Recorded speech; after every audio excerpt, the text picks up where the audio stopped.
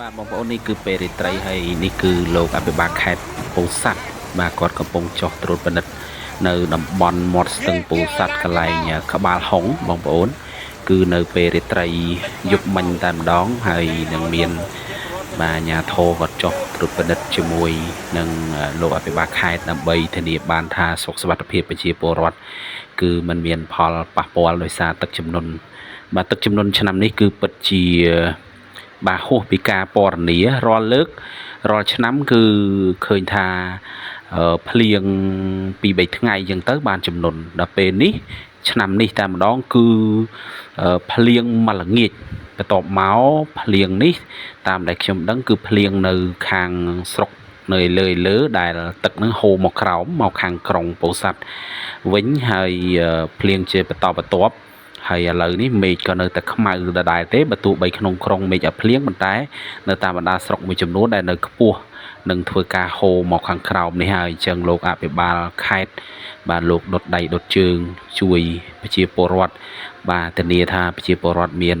សុខសុវត្ថិភាពល្អបាទនេះគឺជាទឹកចិត្តដ៏ធំធេងវាជារឿងមួយដែលល្អបំផុតហើយសម្រាប់ខេត្តពោធិ៍សាត់ដែលមានអភិបាលខេត្តល្អ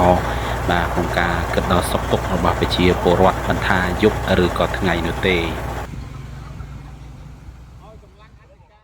អាយយបងប្អូននេះមើលទាំងអស់គ្នាបាទផ្លូវដែលធ្លាប់ជិះអត់មានទឹកឥឡូវបែរជាទឹកឡើងដល់បាតឡានហើយបងប្អូនកន្លែងខ្លះរឿងជ្រៅហួសពីការពណ៌នាទៀតបើកឡានបដើមានអារម្មណ៍ស្រាវបាក់ជើងបដើខ្លាចទឹកចូលក្នុងឡាន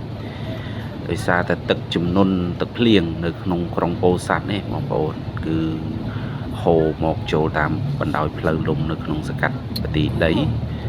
បាទផ្លូវមួយខ្សែនេះគឺផ្លូវឡើងមកស្តុបកំបែកលៀចហើយចាប់ពីព្រំបន្ទល់ប្របែកឡើងមកស្ពានខាងកោះសពៅមាសហើយនឹងមកស្តុបប្របែកលៀចព្រឹកនេះគឺទឹកឡើងមែនតែនបងប្អូនហើយទឹកហូរខ្លាំងទៀតណាបាទអញ្ចឹងការបើកបរហ្នឹងគឺបងប្អូនយើងព្យាយាមរកផ្លូវវាងប៉ុន្តែខ្ញុំ